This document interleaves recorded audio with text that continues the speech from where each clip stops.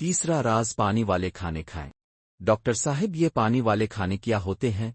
बहुत सारी कुदरती ग़िज़ाएं ऐसी हैं जो पानी से भरपूर होती हैं और जिनके खाने से हमें पानी की काफ़ी मिकदार हासिल होती है और ये ग़िज़ाएं हमारे जिस्म में हाइड्रेशन को बेहतर बनाती। तरबूज में तकरीबन 92% पानी होता है, खरबूजे में तकरीबन 90%, खीरा और ककड़ी में तकरीबन 96% और दही में तकरीबन 85% पानी पाया जाता है। ये तमाम चीज़ें लजीज और फरहत बख्श भी होती है, जिनके खाने से आपको कुदरती तौर पर खुशी का एहसास होता है।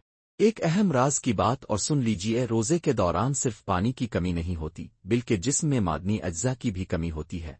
इसलिए जिस्म में पानी और मादनी अज्जा दोनों की कमी पूरी करने का बेहतरीन कुदरती जरिया नारियल का पानी है। नारियल का पानी बेहतरीन कुदरती हाइड्रेटर है। रोज़े के दौरान पानी की कमी से बचने के लिए पानी से भरपूर ग़िज़ाएं ज़रूर इस्तेमाल करें और रोज़े के दौरान खुश मिजाजी बरकरार रखें।